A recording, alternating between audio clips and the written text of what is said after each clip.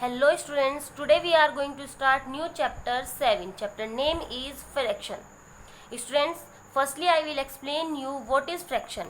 Students, fraction means a fraction represent a parts of whole or more, generally any number of equal parts. Okay, then spoken in everyday English, a fraction describes how many parts of a certain size there are. A for example, like half, one third, 1/4. Okay, so student सबसे पहले मैं आपको इसे आपकी book से आपको chapter show कर देती हूँ. ये आपका चैप्टर है 7 फ्रैक्शन. ठीक है, देख सकते हैं आप स्टूडेंट्स. उसके बाद है आपका यहाँ से पॉइंट. अब मैं आपको सबसे पहले इसके पॉइंट टू पॉइंट एक्सप्लेन करती हूँ जो इसमें आपको गिवन है. ठीक है, ध्यान आप यहाँ पे देंगे. फिलहाल थोड़ा आपका फोकस यहाँ होना चाहिए. तो जैसे कि आप देख सकते हैं बुक में पेज नंबर आपका 86 है. आप अपनी बुक ओपन करें स्टूडेंट्स. पेज है जो ऊपर ये रेड से टाइटल डाला है फ्रैक्शन, आप इसको अंडरलाइन करेंगे जो मैं आपको एक्सप्लेन कर रही हूँ. ठीक है, तो फ्रैक्शन जैसे मैंने आपको बताया उसके अंदर आपके बहुत सारे जो पार्ट्स होते हैं उसको मैं आपको यहाँ पे एक्सप्लेन करूँगी. तो सबसे पहले तो आपका होल होता है. होल क्या होता है आपका, जैसे कि जो पूरा सर्कल होता है, ठीक है, वो आपका 1 होल हो गया जैसे. अब उसके बाद हाफ, जब उसके उस सर्कल को आप हाफ कर देंगे तो आप उसको लाइक कैसे लिखेंगे, 1/2, यानी कि आधा बोल रहे हो उसको आप इसलिए. ठीक है, फिर है आपका 1/3 यानी कि जब उसके 3 हिस्से हो गए, क्योंकि 1 2 3. ठीक है, और 1/4 आपका क्या होता है, या फिर उसको क्वार्टर भी बोल सकते हैं आप, उसको बोलते हैं आप जब उसके 4 हिस्से हो जाते हैं. ठीक है स्टूडेंट्स, अब इसको आप इस तरह से रीड करेंगे. यहाँ पे आप देख सकते हैं जो आपका फ्रैक्शन होगा, फ्रैक्शन क्या होता है आपका भिन्न होता है एक तरह से. ठीक है, अब यहाँ पे देख सकते हैं ये एक शेप बनी हुई है यहाँ पे रेक्टेंगल टाइप पे.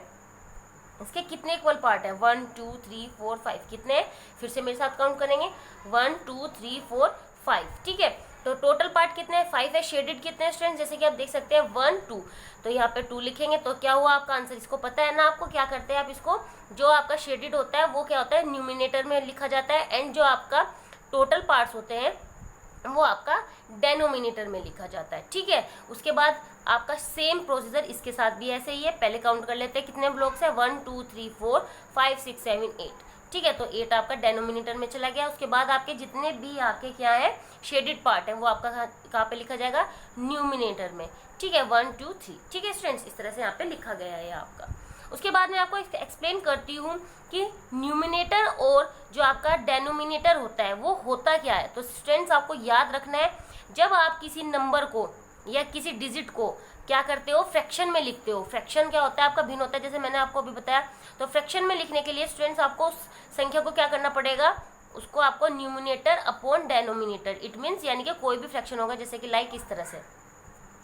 ठीक है, तो आपको क्या करना है, आपको याद रखना है जो ऊपर वाला पार्ट होता है उसको क्या बोलते हैं आप, न्यूमिनेटर, और जो आपका नीचे वाला पार्ट होता है उसको क्या बोलते हो, डेनोमिनेटर. क्या बोलते हो, ऊपर वाले को न्यूमिनेटर और जो ऊपर वाला पार्ट नीचे वाला पार्ट होता है उसको बोलते हो डेनोमिनेटर. आपको याद रखना है जब भी आपसे पूछा जाए व्हाट इज फ्रैक्शन, तो आप उसको आसानी वे से ये भी बोल सकते हो, लाइक एग्जाम्पल से आप आंसर गिवन कर सकते हैं 3/5. ठीक है, ये भी आपका करेक्ट आंसर माना जाएगा.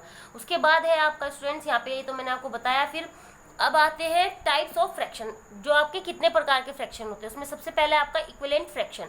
इक्विवेलेंट जो आपका फ्रैक्शन होता है स्टूडेंट्स, उसमें क्या होता है, जो ऊपर वाला पार्ट होता है और जो नीचे वाली संख्या होती है, कोई भी आपको एक नंबर दिया जाता है, आपको आगे वाले जो नंबर होते हैं वो भी क्या करने होते हैं, इक्वल करने होते हैं. जैसे इसमें दिया है आपको 2 fractions are said to be equivalent, यानी कि जब 2 फ्रैक्शन होते हैं वे जो दोनों सेम हो, जैसे कि लाइक आपको मैंने कहा कि 1/2, और यहाँ पे भी आपको मैं दे दूँ ये 1/2. ठीक है, तो आप यहाँ पे देख सकते हैं कि ये दोनों आपके कैसे हैं स्टूडेंट्स, यहाँ पे दोनों ही कैसे हैं, इक्वल है. और अगर आपको यहाँ पे अलग अलग डिजिट दी जाए तो वो क्या होंगे आपके, नॉट इक्वल होंगे. इस तरह से ये क्या होते हैं आपके, किसके अंदर आते हैं, ये इक्विवेलेंट फ्रैक्शन के अंदर आते हैं. अब आपको क्या करेंगे, तो कोई भी आपको, जैसे फर्स्ट एग्जांपल मैं आपसे एक बार एक्सप्लेन कर रही हूँ, आपको यहाँ पे ध्यान से समझेंगे. जैसे कि इसमें बोला है आर 5/15 एंड 1/3 इक्विवेलेंट फ्रैक्शन. इसने पूछा है कि ये जो 5/15 है और जो 1/3 है ये आपके दोनों इक्वल है या नहीं है. तो आप क्या करेंगे ऐसी सिचुएशन में, जैसे कि देख सकते हैं यहाँ पे 5/15, इधर ये लिखेंगे अपना 1/3. इन दोनों को आपस में इस तरह से क्रॉस से मल्टीप्लाई करेंगे यहाँ पे.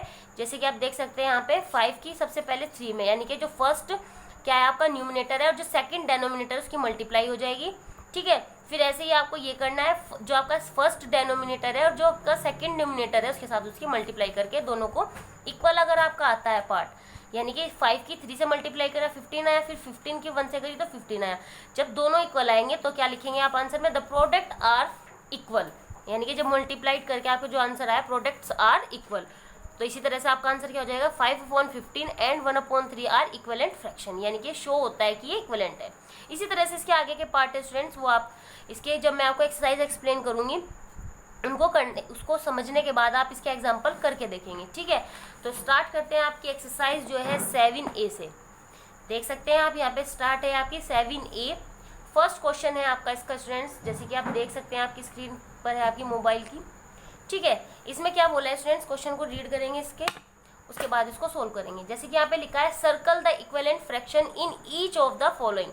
आपको क्या करना है, सर्कल करना है, किसको करना है, इक्विवेलेंट फ्रैक्शन को करना है। जो आपके इक्विवेलेंट फ्रैक्शन है ना, प्रत्येक जो जैसे ए है इसमें आपको बहुत सारे नंबर दिए गए हैं, लेकिन आपको क्या करना है, फ्रैक्शन लिखे हुए हैं आपके 1 2 3 4 5। तो 5 में से जो भी आपको इक्विवेलेंट लग रहे हैं नंबर, जैसे मैंने इक्विवेलेंट क्या बताया था, जैसे 1/2 यानी कि अगर आपने जैसे 3/4 को चूज किया यहाँ पे, तो आपको क्या करना है, अब सभी आपके इसी प्रकार से सब इक्वल होने चाहिए। तो मैं आपको एक बार करके दिखाती हूँ। तो जैसे कि आप देख सकते हैं यहाँ पे मैंने आपको क्वेश्चन नंबर फर्स्ट का ए पार्ट लिखा है, मैं आपको इसको एक्सप्लेन कर रही हूँ, बाकी के पार्ट आप उसके खुद करके देखेंगे, ठीक है। तो जैसे कि आप देख सकते हैं, सबसे पहले आप एक काम करें, इन सब जितने भी फ्रैक्शन है अलग अलग हैं, ये 1 2 3 4 5, ठीक है। तो आपको क्या करना है, सबसे पहले इनको सबका इन सिंपलेस्ट फॉर्म चेंज कर लेते हैं। सिंपलेस्ट फॉर्म क्या होती है आपकी, जब तक आपको काटना है न्यूमिनेटर और डेनोमिनेटर को एक टेबल से, जब तक ये पूरे आगे कट ना जाए, मतलब कि अपने टेबल से कटना चाहिए, फिर नंबर दूसरे टेबल से नहीं कटना चाहिए। और केवल ये भी ध्यान रखना है कि एक ही एक ऐसा टेबल लेना है जिससे ये भी कटे और ये भी कटे। तो देख सकते हैं 3 जो है 3 के टेबल में आता है, 4 जो है 2 के टेबल में आता है, लेकिन 2 के टेबल में 3 नहीं आता है, इसलिए ये आपका ऑलरेडी सिंपलेस्ट है। उसके बाद आता है आपका 3/8। तो 3 है ये 3 के टेबल से कटेगा, और जो 8 है ये 8 2 के टेबल में तो आता है, बट जो आपका 3 है वो 2 के टेबल में नहीं आता, इसलिए ये भी ऑलरेडी क्या आपका एक तरह से सिंपलेस्ट फॉर्म है। लेकिन आप देख सकते हैं ये दोनों फ्रैक्शन जो है सेम नहीं है, ठीक है। उसके बाद आप ये देखें 6/8 यहाँ पे लिखा हुआ है। तो अब आपको ऐसा कोई फ्रैक्शन ऐसा कोई टेबल होना चाहिए जिससे मैं इसको कट करूँ और इसको कट करूँ, तो आपका जो सिंपलेस्ट फॉर्म हो वो आगे देखते हैं, फिर उसके बाद क्या होता है।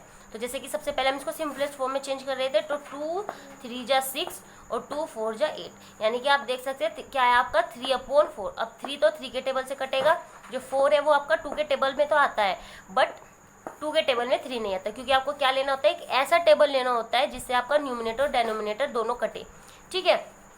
अब आगे चलते हैं, फिर इसी तरह से अब फिर से एक ऐसा टेबल लेते हैं जिससे आपका 3 और 12 कटे। तो 3 3 जा 9 एंड 3 4 जा 12, ठीक है। उसके बाद 3 3 तो 3 के टेबल में आता है, 4 2 के टेबल में आता है, बट जो 2 के टेबल में 3 नहीं आता, इसलिए इसको भी आप ऐसे ही छोड़ देंगे। ये भी आपका इस तरह से सिंपलेस्ट फॉर्म में चेंज हो चुका है। अब है आपका 12/15। तो अब इसको कट करके देखते हैं। तो जो आपका 3 के टेबल में क्या आता है, 12 आता है, 3 4 जा, और 15 आता है 3 5 जा, ठीक है।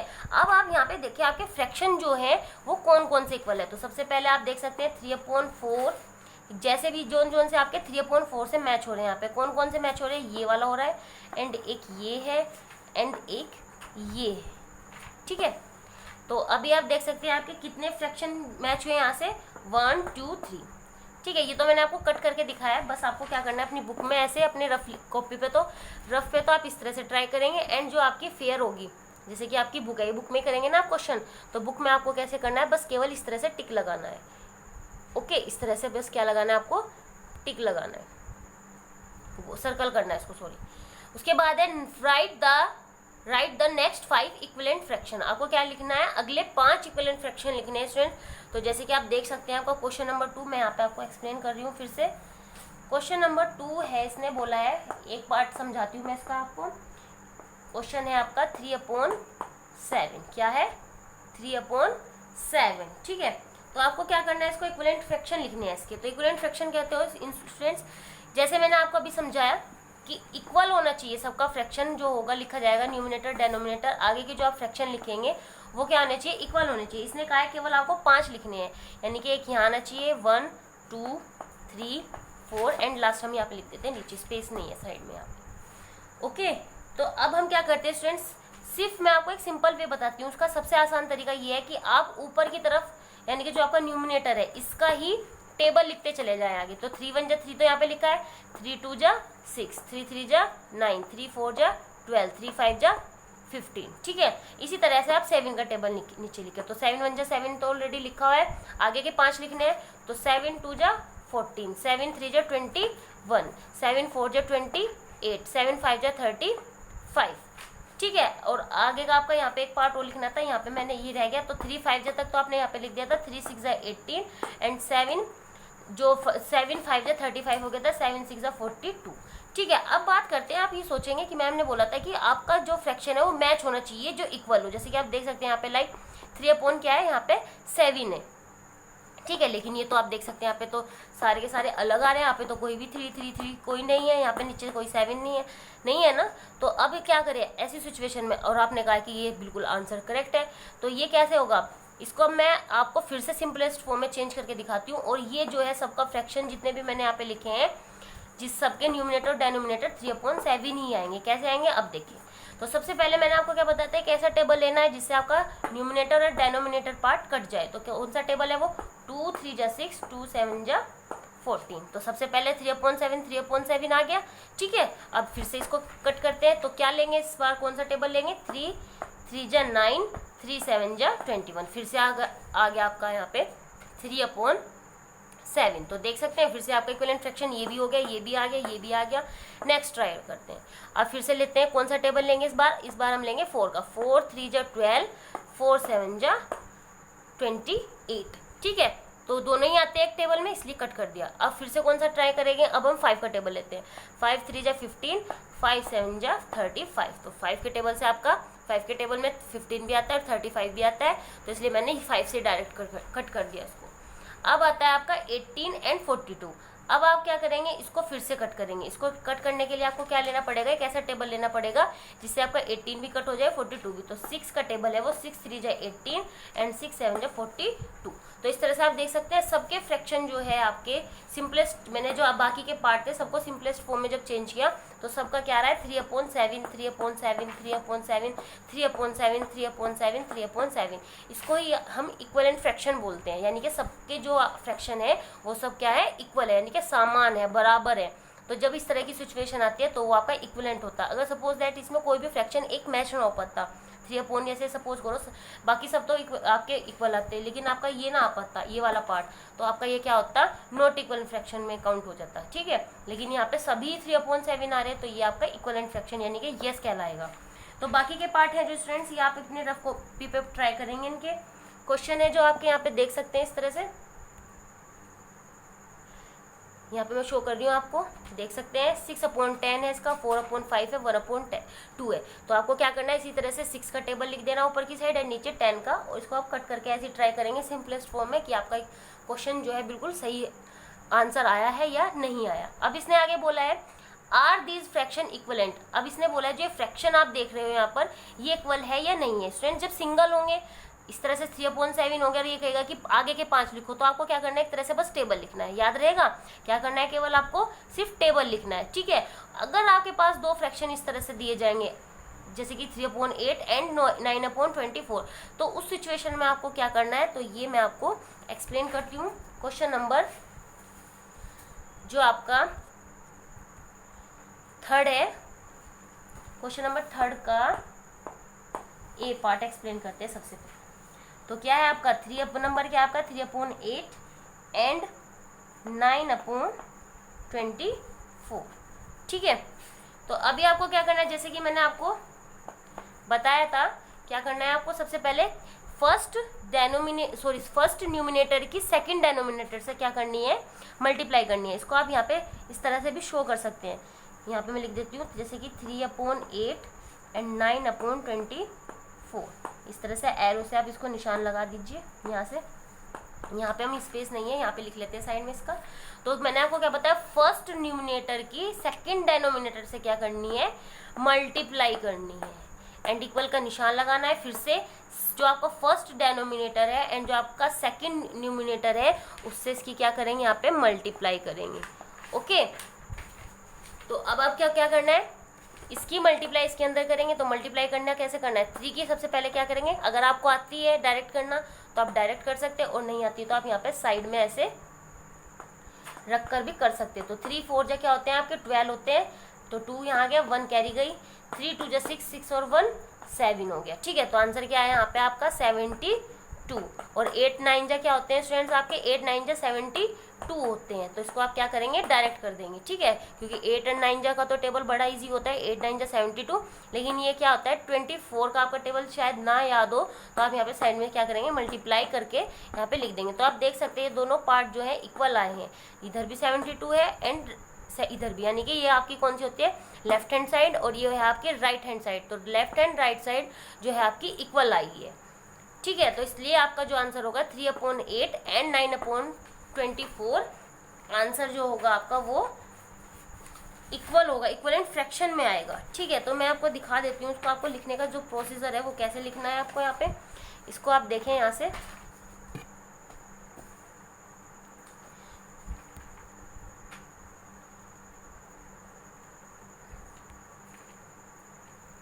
ठीक है, देख सकते हैं आप यहाँ पे, सबसे पहले क्या करना है आपको, एरो से निशान लगाना है, उसके बाद क्या करना है, मल्टीप्लाई करनी है यहाँ पे, जैसे मैंने आपको ब्लैक बोर्ड पर भी एक्सप्लेन किया। फिर क्या लिखना है, सिर्फ ये 2 लाइन लिखनी है इसमें कि the products are equal 3/8 and 9/24 are equivalent fraction.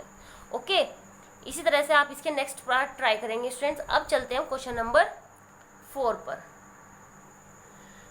तो जैसे कि स्टूडेंट्स आप देख सकते हैं क्वेश्चन नंबर 4 को रीड करते हैं। सबसे पहले fill in the missing numerator and denominator in these equivalent fraction. आपको क्या करना है, इक्विवेलेंट फ्रैक्शन भी शो करना है यहाँ पर, और साथ ही साथ आपको जो मिसिंग है आपका यहाँ पर उसको आपको क्या करना है यहाँ पर फिल करना है। तो जैसे कि आप देख सकते हैं पहला जो आपका पार्ट है वो है 2/3 एंड इक्वल करके 12 यानी कि न्यूमिनेटर तो गिवन है आपको, डेनोमिनेटर गिवन नहीं है। तो आपको क्या करना है यहाँ पर करेक्ट आंसर फिल करना है, और ये भी शो करना है साथ में कि वो इक्विवेलेंट फ्रैक्शन है या नहीं है। तो कैसे करेंगे स्टूडेंट्स, यहाँ पे चेक करते हैं क्वेश्चन को। ये मैं आपको समझाती हूँ बोर्ड से पहले, सबसे पहले। ठीक है, तो जैसे कि आप देख सकते हैं यहाँ पर आपका क्वेश्चन लिखा हुआ है, क्वेश्चन नंबर 4 का ए पार्ट है 2/3 इक्वल करके 12 में जो डेनोमिनेटर है वो फिल आपको करना है यहाँ पर। तो आप क्या करेंगे, सबसे पहले तो ध्यान दें कि आपको यहाँ पे मल्टीप्लाई करनी है या ऐड करना है, सब्ट्रैक्ट करना है, डिवीजन करना है, क्या करना है आपको यहाँ पे सबसे पहले देखना है। इन क्वेश्चन में हमेशा ध्यान रखेंगे या तो मल्टीप्लाई होगी या फिर डिवाइड होगा। अब बात करते हैं कि मल्टीप्लाई होगी या डिवाइड होगा। तो सबसे पहले अगर आपकी डिजिट यहाँ पे छोटी है और इक्वल करने के बाद इधर आपकी डिजिट क्या हो रही है, इंक्रीज हो रही है, यानी कि बढ़ रही है, तो क्या होगा यहाँ पे आपकी मल्टीप्लाई होगी। ठीक है, जैसे कि आप देख सकते हैं यहाँ पर क्या लिखा है 2/3, यानी कि क्या है छोटे नंबर है, और इक्वल करके जो आपका न्यूमिनेटर का जो पार्ट है वो क्या रहा है 2 से इंक्रीज हो रहा है, यानी कि बढ़ के आ रहा है। तो कितना बढ़ रहा है वो मैंने आपको बताया था, या तो मल्टीप्लाई होगी या फिर डिवाइड होगा। तो 2 के टेबल में आप देख सकते हैं ऐसा क्या कितने पे मल्टीप्लाई करें कि आपका यहाँ पे 12 आ जाए। तो यस, किससे करेंगे स्टूडेंट्स, यहाँ पे 6 से करेंगे। तो क्या आएगा 2 6 12। स्टूडेंट्स इस चीज़ का ध्यान रखेंगे, जिससे आप ऊपर मल्टीप्लाई करें शो, जिससे आप देख रहे हैं कि 2 6 से मल्टीप्लाई करने पर यहाँ पे आपका 12 लिखा हुआ है, उसी से ही आप क्या करेंगे, डेनोमिनेटर वाला जो पार्ट है उसमें भी मल्टीप्लाई करेंगे। तो 3 6 आपका 18 आ गया। ठीक है, इसी तरह से आपके मल्टीप्लाई वाले जो क्वेश्चन है वो इसी तरह से होंगे, यानी कि आपको ध्यान रखना है अगर आपका यहाँ पे शॉर्ट यानी कि छोटी डिजिट लिखी है और इक्वल करके आपकी बड़ी डिजिट गिवन है आपको, तो आपको याद रखना है, आपको केवल क्या करना है यहाँ पे मल्टीप्लाई करनी है। इसका जो आगे के पार्ट है वो आपका जो बी है वो इसी तरह से होगा। अब मैं आपको इसका जो डी पार्ट है, सॉरी यहाँ पे बी लिखा हुआ था, ये जो डी पार्ट है वो आपका एक्सप्लेन कर रही हूँ। तो मैंने डिजिट लिखी हुई है 21/28 इक्वल करके 3 छोड़ा हुआ है। ठीक है, तो जैसे मैंने आपको बताया अगर इंक्रीज हो रहा है तो मल्टीप्लाई, और अगर आप पे देख सकते हैं यहाँ पे 21 लिखा है, 21/28 न्यूमिनेटर में 21 है, डेनोमिनेटर में आपका 21 है और डेनोमिनेटर में आपका 28 है, और आप देख सकते हैं इक्वल करके न्यूमिनेटर जो है आपका 3 हो गया, यानी कि आपका यहाँ पे डिक्रीज हो गया। तो डिक्रीज के लिए मैंने आपको क्या बताया, डिवाइड, और इंक्रीज हो रहा है तो मल्टीप्लाई। तो यहाँ पे क्या ऐसी कौन सी डिजिट से डिवाइड होगा ये स्टूडेंट्स यहाँ पे कि आपका 3 आ जाए। तो ऐसा कौन सा टेबल है जो 3 जा पे आपका 21 आता है, तो कौन सा टेबल है आपका स्टूडेंट्स, वो यस वो है आपका 7। तो 7 3 जा 21 हो गया।